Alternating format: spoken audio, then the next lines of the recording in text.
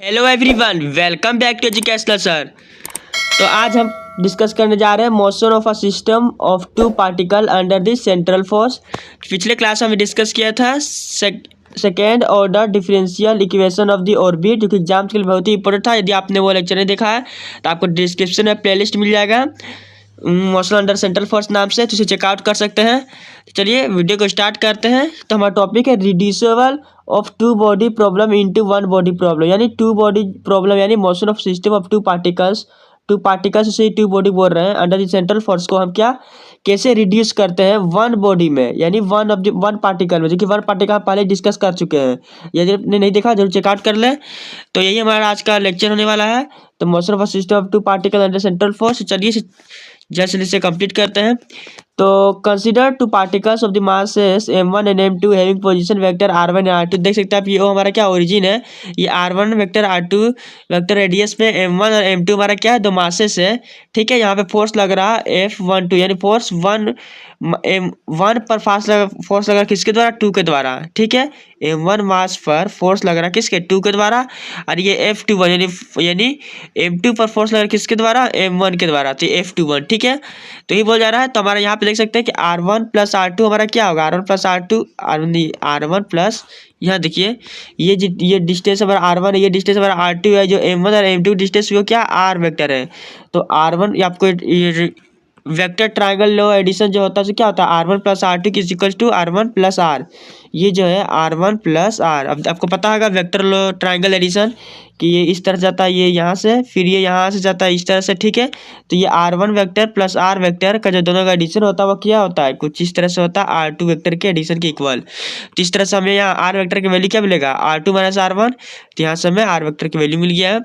तो यहीं से देखिए हम लिखते let F12 force experience by M1 mass due to क्या M2, F21 क्या force experience by M2 mass due to M1। ठीक है, फ्रॉम न्यूटन्स थर्ड लॉ क्या होता है, F12 is equal to F21, यानी न्यूटन्स थर्ड क्या था, equal and every reaction is equal and opposite reaction होता है, every equal action is equal to equal and opposite reaction. तो देखिए फोर्स क्या इक्वल है, लेकिन क्या है अपोजिट डायरेक्शन से नेगेटिव से आ रहा है यहाँ से।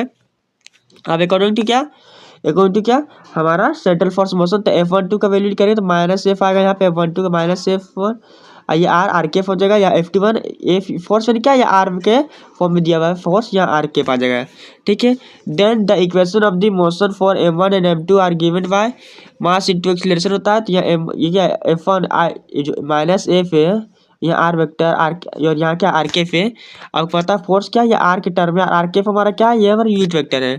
तो ये जो नेगेटिव साइन हुआ हमारा क्या है M1 के अकॉर्डिंग, तो M1 हो जाएगा, और M1 D square R upon D T, mass into acceleration होता है। फोर्स का वैल्यू जो होता है मास इंटू एक्सीलरेशन, तो मास हो गया M1, एक्सीलरेशन होता है D square R upon D T square. तो M1 है तो यहाँ डी आर वन लगेगा। ठीक है, M1 के लिए डी आर वन का स्क्वायर।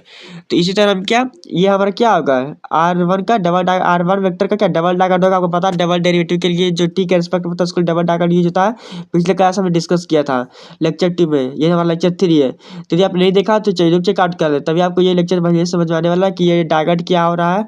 ये सारी चीज़ मैंने पहले डिस्कस कर चुके हैं। ठीक है, तो ये माइनस एफ आर के एफ के वेक्टर हो गया। यहाँ तो R1 डबल डायगोनल के वैल्यू फाइंड आउट करेंगे, तो यहाँ माइनस एफ आर के वेक्टर अपॉन क्या, यहाँ M1 हो गया, इक्वेशन 1 लेट करना है। एंड इसी तरह क्या M2 वेक्टर के लिए हम यहाँ करेंगे, तो ये इक्वेशन 2 हो जाएगा।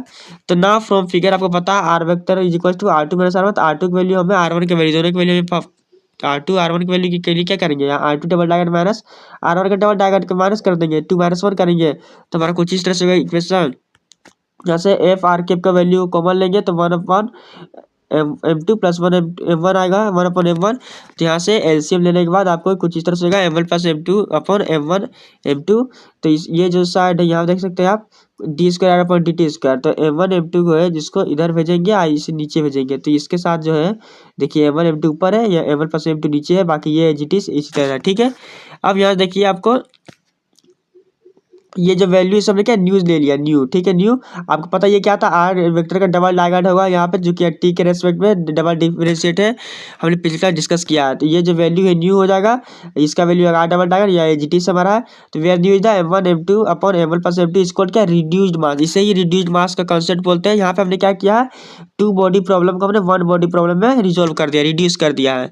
ठीक है, तो system of two particles having masses M1 and M2 has the two body problem is reduce to one body problem. इसे ये बोलते हैं रिड्यूसिबल मास कॉन्सेप्ट, जो कि डेरिवेशन इसका हो गया है पूरा, एग्जाम के लिए इंपॉर्टेंट है, इसे आप चेकआउट कर सकते हैं। तो वीडियो अच्छी लगी लाइक करें, शेयर करें, और चैनल में पहली बार आए हैं तो चैनल को सब्सक्राइब करना ना भूलें। मिलते हैं अगले नेक्स्ट वीडियो के साथ। So thanks for watching this video.